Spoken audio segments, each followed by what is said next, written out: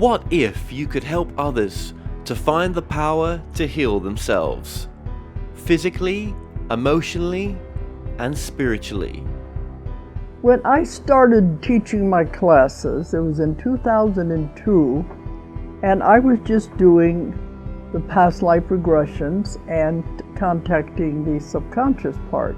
But then as the time went on and we found how powerful this was and what we could do with it, a lot of the students began saying, you know, advanced past life regression doesn't really tell what it's all about. This is so much more than that. We think you should change the name.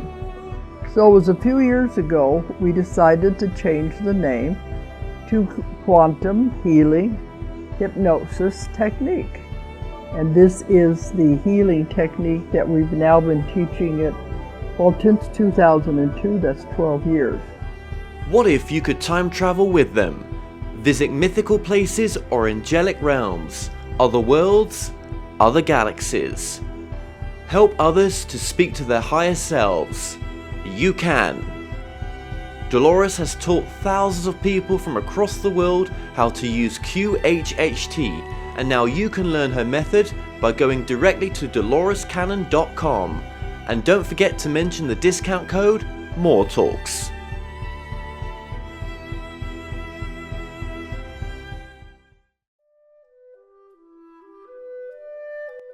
Established over 100 years ago, Watkins Books is one of the world's oldest and leading independent bookshops specializing in esoterica. We have the widest selection of esoteric books in the UK, and our friendly and knowledgeable staff are here to assist you in a unique ambience of our shop. So come and visit us in the heart of London as we're open every day. The More Show is supported by Mindscape, Paranormal and UFO Matrix magazines, available for download on all major digital platforms.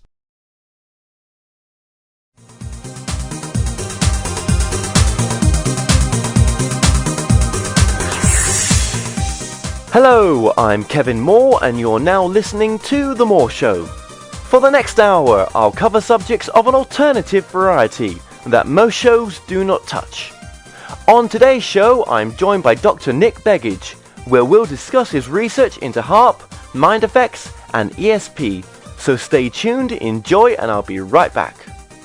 Missed a show or a guest? Want to know more about The More Show and upcoming guests? Then log on to www.themoreshow.co.uk. You're listening to The More Show, and here's your host, Kevin Moore. Welcome back to the show. We're about to be joined with our guest, Dr. Nick Begich. Well, just a bit of background on Nick. He is well known for his work and research on HAARP, mind effects and more. He has widely reported in these areas as an expert for many publications, government organisations and private companies. He has been an expert witness for the European Parliament on these subjects and provides significant research contributions in this area. Also, through the Ley Institute on Technologies, he organised a private meeting for top scientists in the area of mind effects and ESP back in 2007. Dr. Nick Begich, welcome to the show. Well, thanks for having me. Nick, just tell us a bit about yourself first, please. Yeah, I am an independent researcher here in Alaska in the United States, and I've been researching science and technology for the last 15 years. I've published 5 books in 8 languages, and primarily on science and technology. Prior to that, I have worked as an administrator within the public school system here in Alaska. I was president of the Alaska Federation of Teachers twice elected the Anchorage Council of Education. I have a doctorate in traditional and complementary medicine. And I come from a highly political family here. My brother's in the U.S. Senate. My father was in the United States Congress. And I've operated as predominantly an activist for the last 15 years on technology-related issues. Okay, well, it's an honour to have you on the show today. So we're going to discuss quite a few different threads today, from HAARP, ESP, and mind control. So let's start with HAARP, Nick. Tell us about HAARP. Well, HAARP is the High Frequency Active Auroral Research Project based here in Alaska. It was originally set up by the Air Force and Navy and later switched over to DARPA, which does primarily defense-related research in the United States for branches of the military. And essentially, it is a field of antennas, 180 antennas, 72 feet tall, which is approximately 22 meters in height. 180 of these in an array. They broadcast radio frequency energy. And actually, through a method called cyclotron resonance, they're able to focus that energy into a relatively small area for manipulating the magnetic field lines that surround the Earth, as well as the ionosphere, which is an energized layer that begins about 40 kilometers above the Earth's surface, extending for several hundred kilometers out from there. But it's highly charged, and manipulating it or disturbing it in certain ways can have some pretty interesting weapons applications. Yeah, so, I mean, what is HAARP actually capable of doing then? Well, there's a number of things. Firstly, the standard stuff that shows up in the military literature on the device is the idea of interfering with communications. By disturbing the ionosphere in just the right way, you can essentially knock out most or all of our terrestrial communications, but maintain your own at the same time. So from a weapons perspective, that becomes pretty attractive. The other is over-the-horizon radar, being able to look over the curvature of the Earth utilizing HAARP technology and be able to locate incoming objects all the way from intercontinental ballistic missile heights, very, very high up, down to cruise missile heights.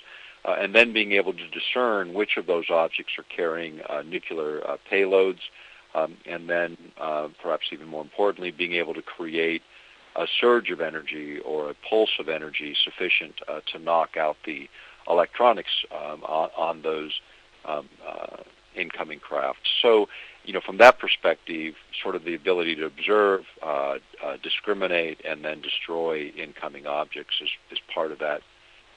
The other is a little different. By modulating or sending a pulsed high-frequency signal up to the ionosphere, you can pulse the signal in or pump the signal in such a way as the ionosphere begins to respond to that pulse rate.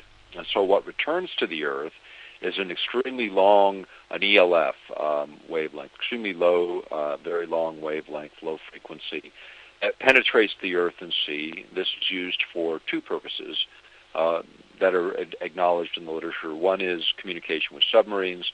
The second is using it for what's called Earth-penetrating tomography, which in simple language, by analogy, would be similar to like X-raying the Earth or looking into the Earth several kilometers. Yeah. Determine location of tunnels and mineral deposits and so on. But in that frame, this is where one of the more controversial areas emerges. When you're generating ELF signals within certain frequency ranges, they are biologically active. They couple with the human body in such a way as to influence chemical reactions within the body. You can affect emotional states using ELF signals from HAARP. So this becomes important from our perspective. The other area deals with weather modification technologies that sort of grew out of the HAARP science. Initially, when it was first developed, the idea of manipulating weather patterns was discussed, but the power levels were just huge. I mean, significantly greater than what HAARP is today. However, the inventor, 10 years later, developed a new theoretical model that was accepted prior to his death that actually showed that you could manipulate weather with HAARP using 1,600 times less energy than he originally expected, which means that the current configuration is more than adequate for manipulation of geophysical systems and weather systems. Now, HAARP, I believe, stands for High Frequency Active Auroral Research Project. Was this mainly a military project? What is the history of HAARP?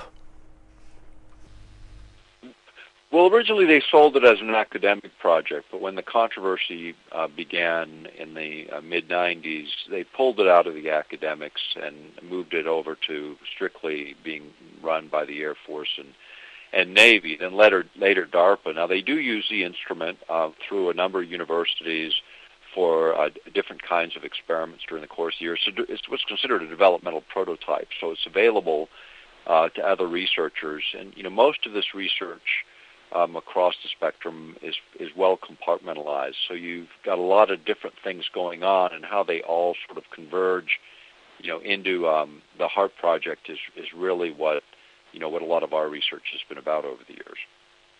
So, roughly, how much does it cost to create HAARP then? Well, the cost as military systems go are pretty low. They've spent maybe $250 million US on this project over the years, which is a drop in the bucket compared to say a new bomber at over $1 billion. Yeah. Dollars. But what folks have to bear in mind is that the array itself is relatively simple. $250 million to build it out. But it's based on over 50 years of radio physics and engineering that if you actually went back and looked at sort of what feeds HAARP and what makes HAARP possible, you could probably count the basic research in many billions of dollars over that 50-year period. Right. And what does the actual field of antennas look like? Well, if you were to look at them, you would see a mass going straight up out of the ground, 72 feet, and then what's called a cross dipole, which is about 60 feet or approximately 20 meters. That would be perpendicular. So it's like a big cross mounted on the top, and then you're looking at a field of 180 of these, separated a little bit. But it's a pretty large array. Eventually it'll be 360 antennas. When they started, there were 48. So it's almost quadrupled since, say, inception, and it's expected to double from where it is today. Okay. Now, you're currently based in Alaska, and I do believe that Alaska had one of the first HAARP facilities there. But HAARP isn't just based in the U.S. HAARP's, other countries have their own HAARP systems. Is that right? Well, they have the same technology by different names. In Europe, it's the EasyCat system, which we referenced in our book a fair amount. And then there's the old Russian transmitters, or the old former Soviet Union's transmitters, of which there were 5. China now has one based in towards the Antarctic in that region. And then Canadians also have a system across Canada.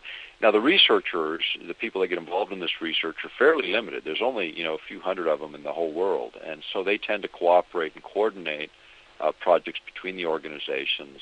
For instance, NATO France did a paper years ago on ionospheric modification for weapons application. In fact, we used their document to open our testimony in the European Parliament, where we raised and brought this issue to the Security and Disarmament Subcommittee of the Foreign Affairs Committee. In fact, it was Tom Spencer from Great Britain, who was chairing the Foreign Affairs Committee at the time, that was able to organize a couple of visits for us into Europe to present our data to parliamentarians and to build a coalition between conservatives, Greens, and Social Democrats, which we successfully did. And then in 1999, European Parliament passed a resolution, part of the biggest security and disarmament resolution they've ever passed, which included 4 sections dealing with HAARP and 1 section dealing with some of the more exotic weapons that we had discussed in our testimony. Sure. And I've heard, sort of out there, that the actual technology that HAARP's based on was, something that the scientific genius Nikola Tesla is believed to have worked on. Right. He was using these sort of oscillating fields to, release high amounts of energy. Is it true then that some of the HAARP technology is embedded with the Tesla technology? It is, actually. In fact, if you go back to the original patents by Dr. Eastland, and I knew Dr. Eastland very well, and he attended one of our conferences when I was working with the Lay Institute on Technology. I had plenty of opportunity to speak with him. And Tesla was referenced in his original patents. If you look at those patents, you'll see them in the reference section. And the inspiration, I suppose you could say, came from Tesla. The system was probably quite different, but the idea was the same, was to create this weapons technology using energy as its base. So it's not the standard bombs and bullets, but something you can't even see having an effect on all of these systems. Do you think it's possible that we've already seen other countries, like Norway, for example, using their own HAARP technology, as in the sort of corkscrew light effect that we saw over Norway a year ago? Yeah, actually, in northern Norway at Tromsø, there is a transmitter that's run by the Max Planck Institute from Germany that actually has a phased array. In fact, at one time, back before HAARP in Alaska was built, they had actually tested it where they oscillated a high-frequency signal up into the ionosphere and got the ionosphere to vibrate to Wagner, which is pretty bizarre, but they did it. In terms of what you would expect to see, firstly, you would need a rocket launch, which is interesting that kind of mixes into the Norway story. Because in order to get that kind of visual effect, ideally you would want to dissipate very fine particulate material. Here in Alaska they used barium, and from the Poker Flats rocket range launched a rocket, and then got this, and the idea was to light up the energy areas that were being affected by HAARP and the magnetic field lines of the Earth. And so in that case what they got was this line that was the magnetic field line of the Earth, and then around it was this corkscrewing bit of energy that lit up when they launched the barium. And so it's possible that a rocket launch was involved, but I agree with your suggestion that very probably it was either the transmitter at Tromsø or perhaps one of the transmitters located in what's now Russia. But I think the visual effect of what was seen certainly lines up with what one would expect under certain applications of HAARP or systems like HAARP. Sure. And with you've mentioned weather modification with the HAARP system. Was that one of the original ideas then, the weather modification? Yeah, it was, actually. In fact, we found some of the original documents. In fact, we cite in our book, Angels Don't Play This HAARP, over 350 sources, including the original patents, and that's where that came from. And it also came out of the planning documents when the military brought together all of the various people. There were over 80 civilians and military people brought together to look at setting the perimeters before they went to bid and before they developed the contract document to build HAARP, and they spoke very clearly about the weather modification applications. The problem at the time was the power levels were thought to be needed were out. The actual energy requirements are relatively low. What Eastland determined was that you could manipulate with relatively low energy gravitational waves, which might allow you to manipulate not only weather fronts, but also perhaps other geophysical properties of the Earth. In other words, to destabilize things, you could perhaps create earthquakes, volcanic eruptions. In fact, I'll read a quote, if I may. It's Sure. The one-liner, but it comes from Secretary of Defense William Cohen when he was Secretary of Defense, and he was commenting on terrorism and weapons of mass destruction. This is from April 28th, 1997, so it's before 9/11, and it's from a DOD news briefing, and it's quoted actually in one of our books, Earthrising the Revolution, and it says, and I quote, "Others are engaging even in an eco-type of terrorism whereby they can alter climate, set off earthquakes and volcanoes remotely through the use of electromagnetic waves," unquote. Now, that's pretty amazing to hear that kind of attribution to terrorists, being able to create earthquakes, volcanic eruptions, climate changes with electromagnetic waves back in 1997, 13 years ago. What we do know is the technology has probably been around a very long time, going back at least to the 70s when there was a treaty signed by the United States and 60 other countries and a dialogue led by the Soviets to not use environmental manipulation as a weapon of war. Rumsfeld, when he was in a position of power, was suggesting that we abandon that treaty because our technology had advanced so much in the recent years. And so, not just HAARP, but many systems, several systems, have been designed to affect weather and to be able to literally affect the geophysics of the planet. And that's why we consider this such an important issue. I mean, when you think about the planet itself already demonstrating instabilities, which we've all witnessed in numerous ways, experiments in this area of a classified nature we think are counterproductive. From the idea of waging covert war and having plausible deniability, we can understand why governments are interested in this technology, but it is extraordinarily risky business and should be reconsidered from our perspective.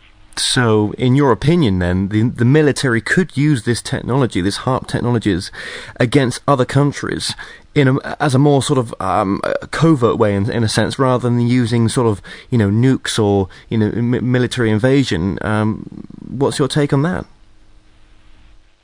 Yeah, I think that's correct, because then you don't have to wage war, which is obviously controversial. In fact, after the disaster, you might even be invited in to help clean up the mess. So, it's a very different type of technology, but it is in fact a technology that has evolved and continues, and this is the main point, continues to evolve at an accelerated rate. And again, like recent earthquakes that we've seen in Haiti and in China, people have asserted, and even some governments have asserted, that they were man-made. And the problem now is it's possible to do these things, and consequently, every time there's an event, it becomes suspect. Even if it were natural, it could trigger huge conflicts down the line. So again, this type of technology needs wider discussion, and it also needs a much different kind of dialogue. And just briefly for the listeners, I mean, how would HAARP produce an earthquake? Well, the idea was that you would use an ELF signal, extremely low frequency signal, that you would, where energy was normally perhaps built up along a fault system, that you could resonate a signal in that would cause that energy to be released. So it's not so much the energy, on the ground, it's more like the primer on a bullet. It's releasing the larger amount of energy that's naturally pent up within the Earth. And so the idea was that you could oscillate a signal in that would trigger that instability and cause that quake to occur in a more controlled and timed and directed way. And so that's kind of the mechanism that's envisioned behind that. Okay. I mean, what about the light show that some earthquakes have shown? I mean, for example, in, I think it was China, there was some sort of light occurrence that happened, and could this be related to HAARP? It could be. However, in great quakes and large quakes, ionospheric disturbances that result in light shows, literally, are not uncommon. In fact, when you consider that the Earth, in some cases, piezoelectric components, when they start to rupture, it creates a sparking kind of effect. And so often you'll see electrical discharges associated with this, and ionospheric discharges. And the ionosphere is responsible for things like the aurora, in terms of how things interact with the ionosphere and how charged particles enter the Earth and interact. So you get these lighting effects above the zones of great quakes. We had them here. They were observed in the early 1960s when we had the Great Alaskan Earthquake, which is one of the first observations of these light effects by scientists and recognized. But remember, that quake lasted for 5 minutes, and so there was plenty of time to make some observations. Yeah. And I laugh about it because as a young kid, I experienced that quake, and believe me, there's very few people have experienced anything as strong as that. It was over a 9 on the Richter scale, which is considered one of the biggest in the world ever in modern history. But these things do happen. At the same time, artificial methods for triggering those kinds of light shows is also possible, and whether or not they would be associated with a man-made earthquake or not, there's just not enough data to make that clear conclusion at the moment. Again, I'd emphasize that all of these things are now suspect because the technology is here. So more careful review and I think more open discussion of the science. I mean, in the area of weather modification, as an example, Ben Eastland developed new theoretical models, and he would not give them to the military. His view was that they would be the kinds of things that needed to be done, if ever done, and he emphasized the if ever done, in the open light of day, with other countries engaged in the research and moving it extremely slowly, because it's like, from a real view, we know so little, and yet we think we know so much. When you start manipulating the entire geophysics of the planet, you better do it in the open light of day if you're going to do it at all, and it better be with the cooperation of everyone else who has an interest in this planet, which is not just the United States. Sure. I mean, what about some of the positive aspects of HAARP? I understand that it's possible to create ozone with HAARP as well, and also there was talk about how it was going to be used to destroy pollutants in the atmosphere. Right, and this shows up in the original patents. And what I expect will happen at some point, as controversies continue to be raised about HAARP, there'll be an announcement that, hey, we've got this great opportunity to clean the air. It's almost like a big ionizer, where you can literally create reactions to create ozone, which if ozone depletion truly is the mechanism behind climate change, then that would be useful. Also, the idea that you can knock out specific pollutants and particulates, that becomes important, again, when we start to consider the state of affairs internationally now in terms of smokestack pollutants, primarily in the developing world, which just don't enjoy the higher standards of environmental protections as Europe or the U.S. or Canada or Australia. So I think when we start to look forward, those possibilities become, I think, worthy of some research and some analysis, again, with private side and public involvement. Well, we've talked as well about using HAARP for weather modification. Haven't the Chinese, though, openly admitted to using weather control? Oh, yeah, and so have the Russians, and so has a number of private companies. I mean, there's no question that the technology is here, and there's several ways to do it. I mean, you don't need necessarily a HAARP system to do it. The Russians were using electrostatics.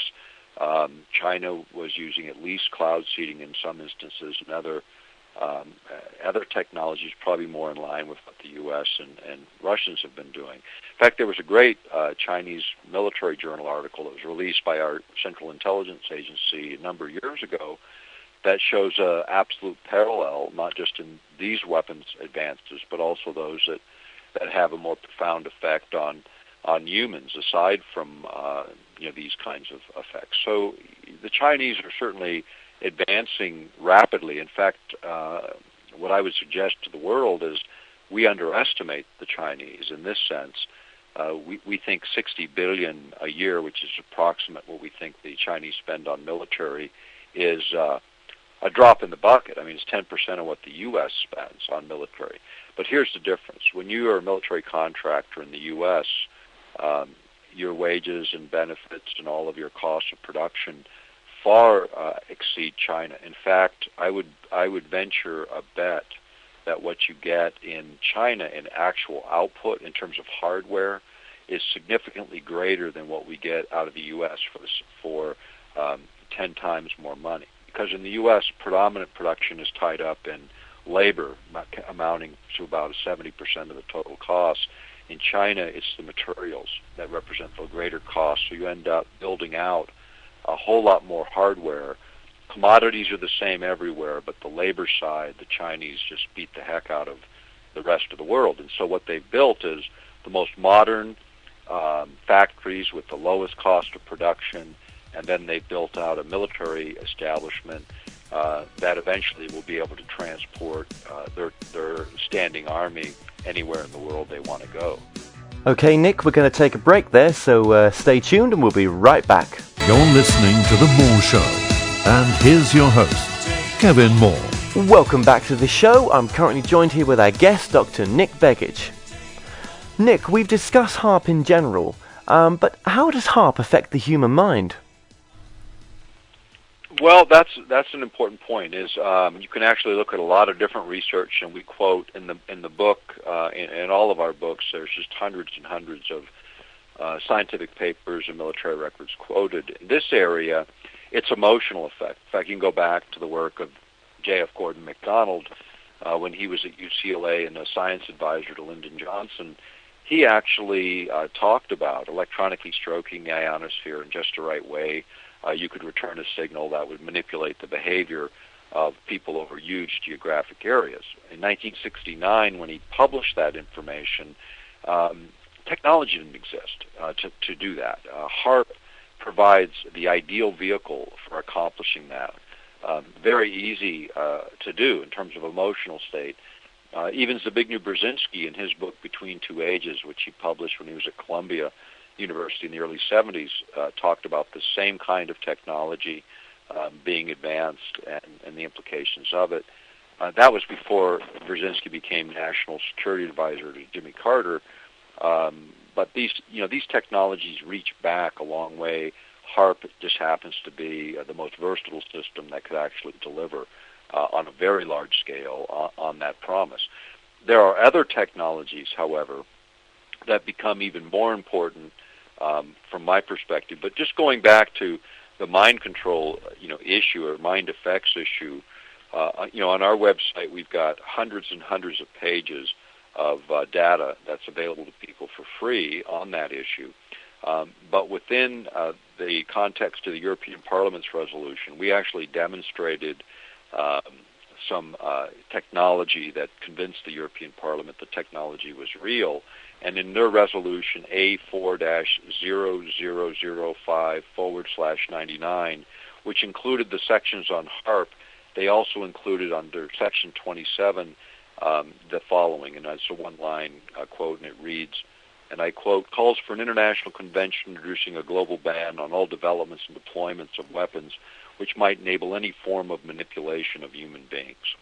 Now, to get the European Parliament to take that on in the context of that resolution required us presenting a substantial amount of evidence, and not only evidence, but actually a working device that we could show that could transfer sound directly through the nervous system in a way that had only been mentioned in literature but never demonstrated, as far as I know, to a political body. But that basically cinched it, and it became part of that major security and disarmament resolution. The other place it shows up, the mind control or mind effects, is in a very important article published by the U.S. Army War College in their quarterly called Perimeters back in 1998. They published a significant article called The Mind Has No Firewalls. And within that article was an extremely important statement, and I'll read it. It's a one-liner again. It says, and I quote, a psychotronic generator which produces a powerful electromagnetic emanation capable of being sent through telephone lines, TV, radio networks, supply pipes, and incandescent lamps. This signal would manipulate the behavior of those in contact with the signal. Now, what does that mean, basically? What they're saying in that quote and in that article is basically any electromagnetic carrier, doesn't matter what it is, can be modulated in such a way as to couple with the human system in a way that overrides it and can manipulate it. And so, as an example, the Air Force contracted the University of Utah to look at radio frequency energy's effect on the human body and develop what's called a dosimetry handbook or a dosage handbook. How much radio frequency can the body, accept and handle without overloading? And then they figured out the overloading thresholds for every vital organ in the body, kidneys, liver, lungs, heart, so they could literally interfere with their function at a distance. The same was true with the human mind. In fact, huge amounts of money has been spent by our government in this area, not just looking at sort of the sinister side of how do you control the mind or manipulate the mind and for what purposes, but also in the course of that they discovered sort of these what they call anomalous human potentials, what we used to call extrasensory perceptions or in the realm of what was once called paraphysics. Back in the 70s is the way the military referred to that whole area. So there's really two or three sides to this. One is, from the military perspective, the control mechanism. The second is the idea of enhancing perhaps these extrasensory potentials. So are you concerned that the human mind is going to be used and abused like from the movie The Manchurian Candidate, for example? Well, I am concerned. In fact, I consider it the most important issue that I've dealt with. We have, as I said on our website at Earth Pulse, we have a lot of material, on the subject. But when I was working as the executive director of the Lay Institute in Dallas, we brought together a group of scientists, which included just top people. In fact, even Ben Eastland attended, and it was a closed conference dealing with the mind effects issue. And Eastland had actually approached Tony Tether, the head of DARPA, and asked him about mind control, mind effects in advance of this conference. And what Ben told me was no one's laughing anymore. In fact, DARPA has a number of initiatives in this area. The Navy has initiatives in this area.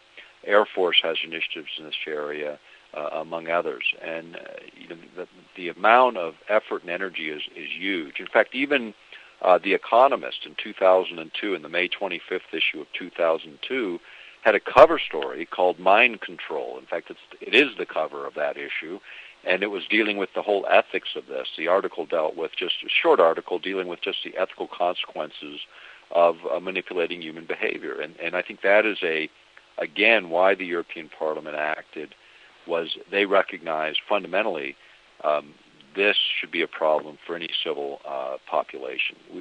There are certain weapon systems that we have to say should not be developed. Controlling people's mental processes without their consent is one of them.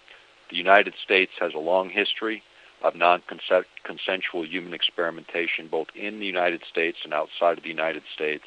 In fact, it was Secretary of Energy O'Leary during the Clinton administration that admitted 500,000 American victims of human experiments, everything from the things we're talking about today to many other exotic technologies, were tested without their fully informed consent. We also did this overseas when we had the opportunity, and in one instance in Canada, one of the big psychiatric institutes was sued because of their collaboration with the Central Intelligence Agency and the effect on over 70 Canadian citizens that were acknowledged, and there were probably many more that had never been acknowledged. But these are the problems. In Western society, we expect higher standards than that. When these standards were demonstrated in Germany during the war, at Nuremberg, we hung people for the very same offenses. And here in the United States, no one has been held accountable for 500,000 victims that our own government acknowledges.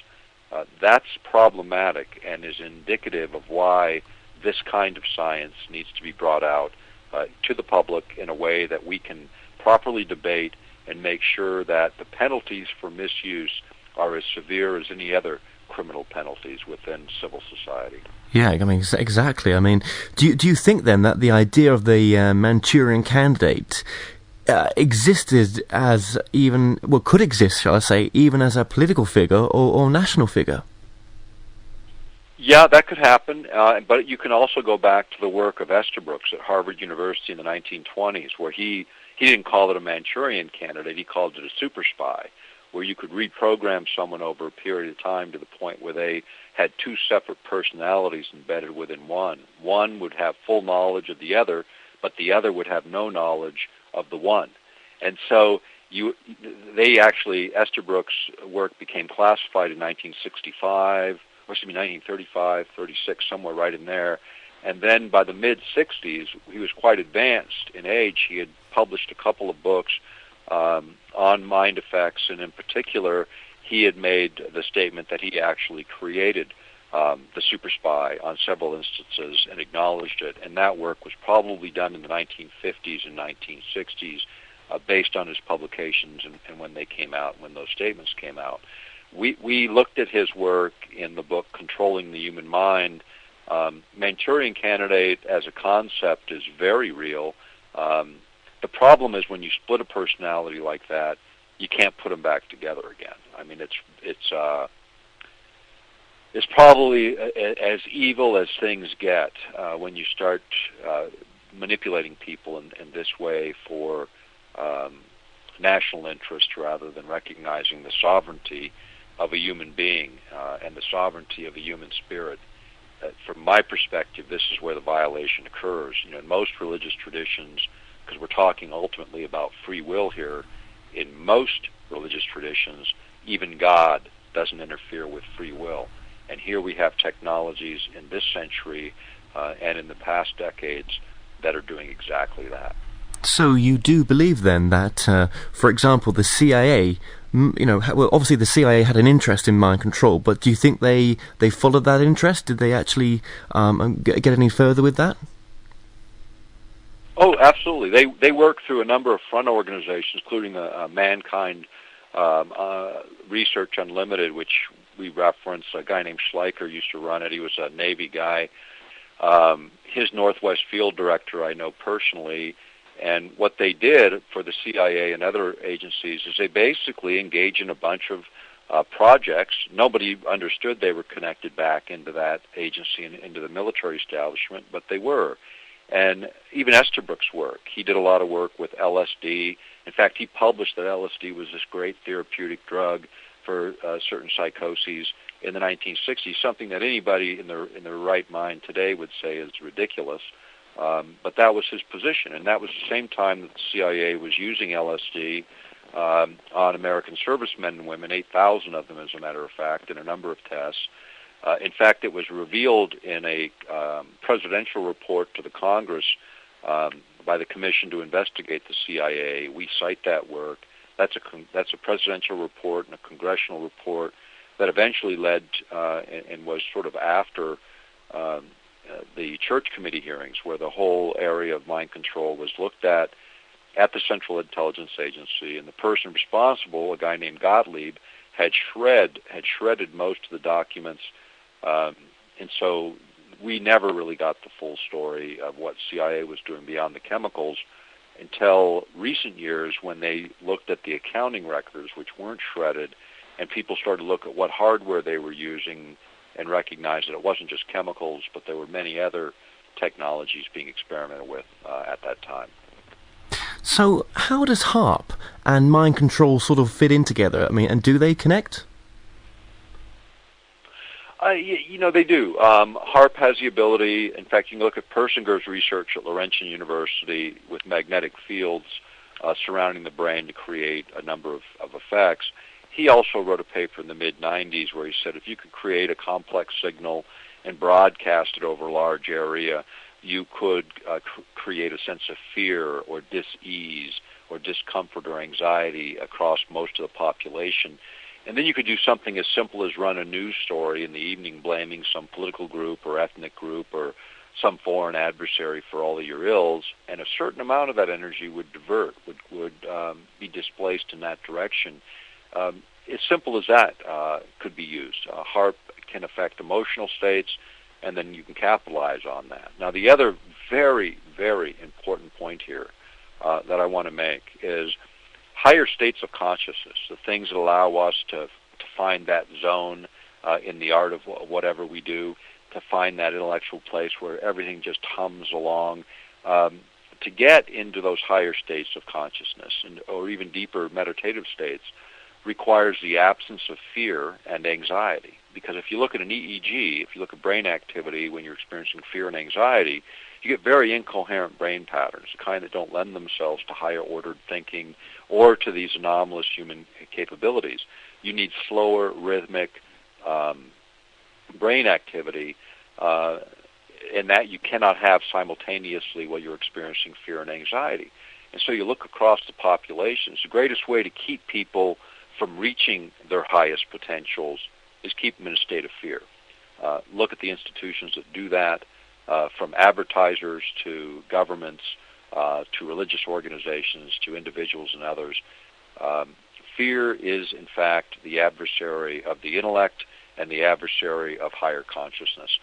We have to get past that, recognize these technologies, and don't let them overwhelm us. I mean, the human being has, the big discovery is, not so much about what the military can do or intelligence agencies can do, but what they discovered is about what you and I can do, what each individual person on this planet is endowed with in terms of capacity, if we could get to it, if we could reach it. And some individuals from time to time do. The idea that the whole population has that potential, that's got to be the scariest thing from a military planning perspective, because fully actualized human beings across populations would create a revolution that was so spontaneous and overwhelming, everything would change. And ultimately, it's going to be about that. It's going to be about individuals waking up to our own potentials and acting on what we believe to be right and true.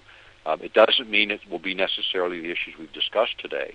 In fact, if getting involved in these issues presents anxiety and fear, I would suggest it's not the issue for you. But each of us have issues, have things we're concerned about that we believe in, and we need to begin to assert ourselves in that direction of change, and then things will change. No, I totally agree with you there, Nick. And you've not just worked in the mind control field, neither. I mean, you researched it, shall I say? What about your work with ESP, extrasensory perception? What directions that took you in? Well, this is interesting, and actually I go back to when I was a pretty young kid, and I had a very high interest in this area. And it was back in the 70s when there was a lot published, and there was Ostrander and Schroeder were writing their books on, Psychic Discoveries Behind the Iron Curtain, Super Learning, a bunch of books were out at the time. And that, as a young person caught my interest. Didn't think a whole lot about it until later in life. And, as I look at that issue, and when we put together our conference, we brought Alexander Kavarainen, who was the top, he ran the biophysics lab for the USSR Academy of Sciences. For the last 10 years, there was a USSR, one of the brightest biophysicists in the world. We brought him there, Elizabeth Rauscher, another top-flight physicist. Many people know who she is. Garth Nicholson, who was a full professor of medicine at the University of Texas, educated over 1,000 MDs, was in attendance.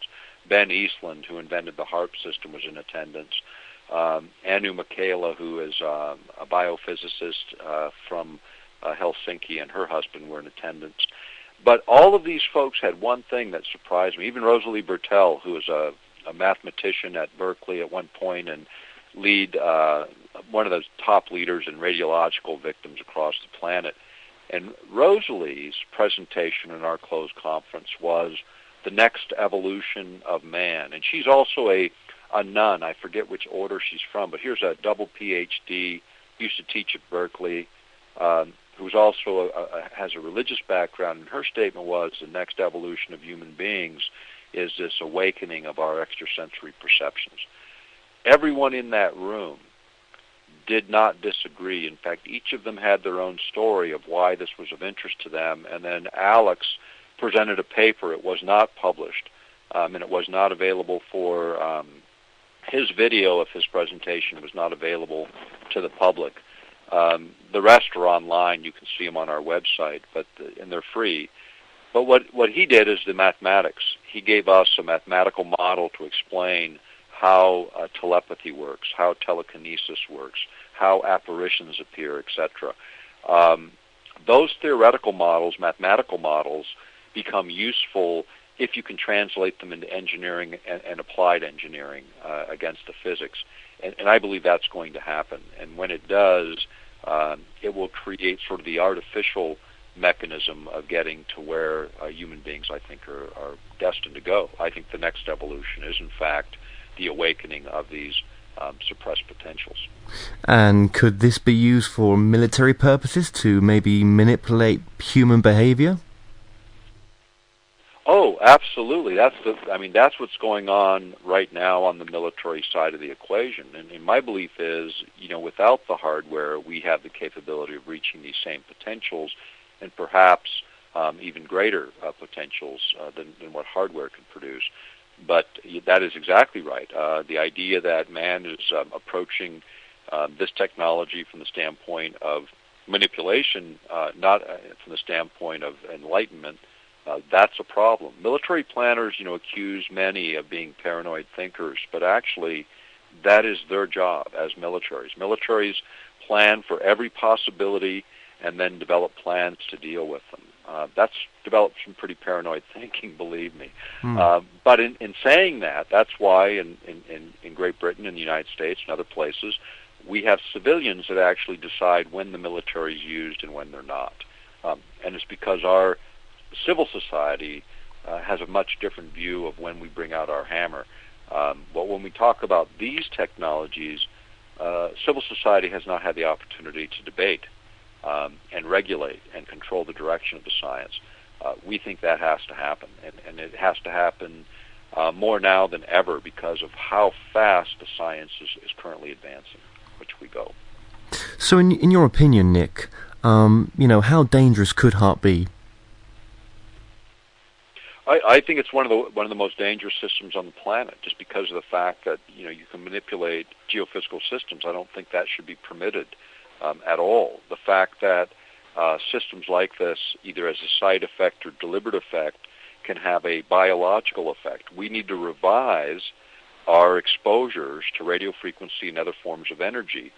The Russians, as an example, or the Soviets, way back then, their standards were 1,000 times more stringent in terms of exposures than in the U.S.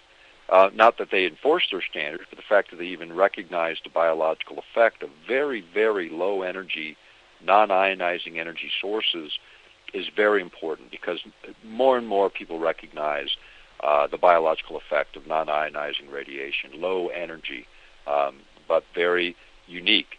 You can think about what's being learned as almost the same as whether you're affecting the mind or some organ of the body, or even down to a chemical or cell structure within the body.